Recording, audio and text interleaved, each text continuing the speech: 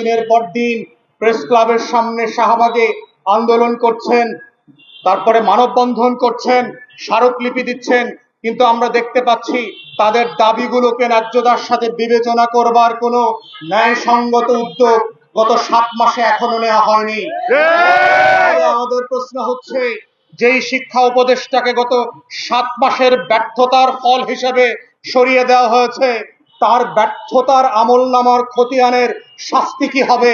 বাংলাদেশ সরকারের পক্ষ থেকে বলতে হবে, গণ অভ্যুত্থানের রক্তস্নাত অন্তর্বর্তীকালীন সরকারের দায়িত্ব নেবার পরে 7 মাসে সে কি করেছে আর কি কি করতে পারে নাই, তার এই ব্যর্থতার জন্য তাকে জবাবদিহিতা করতে হবে, জাতির কাছে ক্ষমা চাইতে হবে।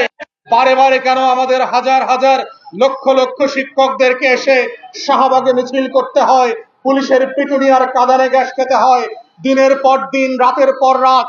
রমজান মাসে কেন ইফতার আর তারাবি বাদ দিয়ে এসে প্রেস ক্লাবের সামনে বসে থাকতে হয় পরিবারকে বাদ দিয়ে? এটা কোনো ন্যায্যতার ভিত্তিতে হতে পারে না। 24-এর গণ অভ্যুত্থান এই কারণে হয় নাই।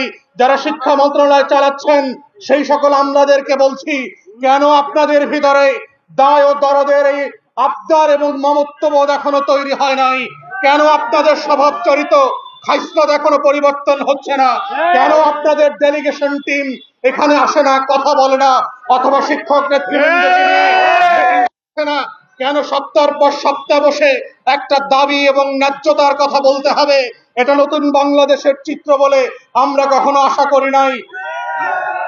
নতুন উপদেষ্টা যিনি এসছেন আবরার সাহেবকে আমরা বলছি, আপনারা এই ন্যায্যতার ভিত্তিতে সকল শ্রেণীর এবং সেক্টরের যে শিক্ষক শিক্ষিকা, স্কুল কলেজ বিশ্ববিদ্যালয়ের যে দাবিগুলো আছে সেগুলো নিয়ে আপনারা বসেন, সমন্বিত পরিকল্পনা করেন, দফায় দফায় বিভিন্ন রাজনৈতিক দলের গ্রুপিং এর রাজনীতি থেকে শিক্ষকদেরকে এবং শিক্ষা প্রতিষ্ঠানকে বের করে নিয়ে আসেন, ন্যায্যতার ভিত্তিতে সমাধান করেন।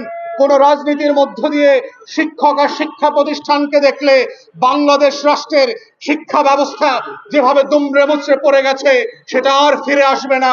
তাই আমরা শিক্ষা উপদেষ্টাকে বলছি, আমলাদেরকে বলছি, যারা গণপ্রজাতন্ত্রী বাংলাদেশ সরকারের বর্তমান নীতি নির্ধারণী দায়িত্ব পালন করছেন, বাংলাদেশের শিক্ষা ব্যবস্থাকে ঢেলে সাজানোর বিরাজনীতিকরণ করবার একটা মোক্ষম সময় এখন এসেছে।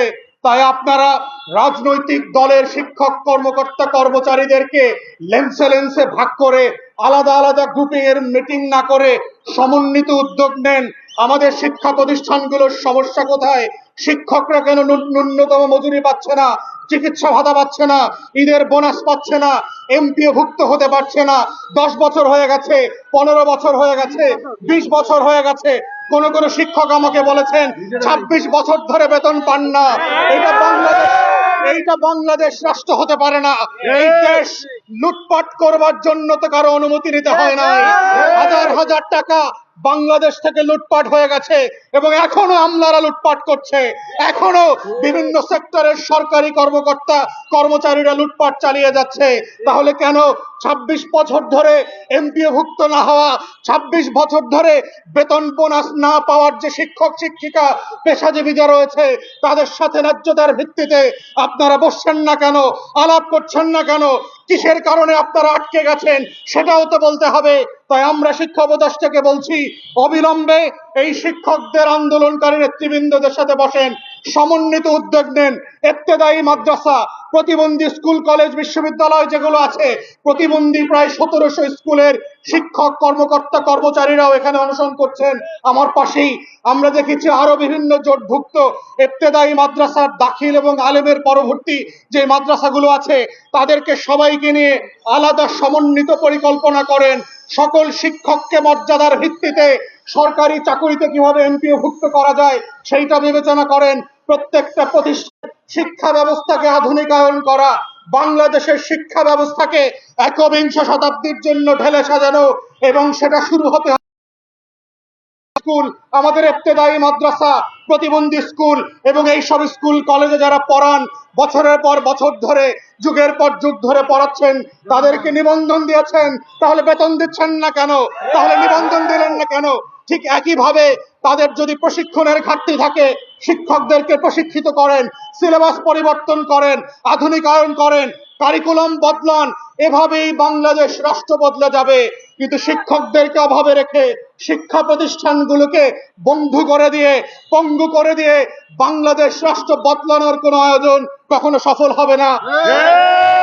তাই আমরা এখানে এসেছি আপনাদের সকল ন্যায্য দাবির সাথে আমরা একাত্মতা প্রকাশ করে অবিলম্বে একটা উপকমিটি করবার দাবি জানাচ্ছি, যেই কমিটি বাজেট এবং নিয়মতান্ত্রিক নীতিমালা সাপেক্ষে আপনাদের প্রত্যেকটা স্কুলকে গ্র্যাজুয়ালি এমপিওভুক্ত করবে, শিক্ষকদের বেতন ভাতা বোনাসকে ন্যায্যতার সাথে বাড়াবে, সুযোগ সুবিধা বাড়াবে। এটাই হচ্ছে বাংলাদেশে আগামী দিনের শিক্ষা ব্যবস্থাকে ঢেলে সাজানোর একমাত্র পথ এবং পন্থা।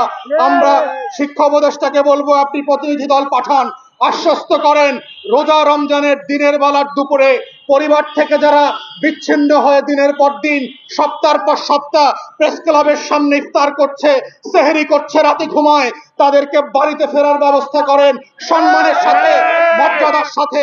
এই আহ্বান জানিয়ে আমার বক্তব্য এখানেই শেষ করছি। সবাইকে অসংখ্য ধন্যবাদ। আপনাদের আন্দোলনের সাথে, লড়াইয়ের সাথে আমাদের একাত্মতা চলছে এবং চলবে। আসসালামু আলাইকুম।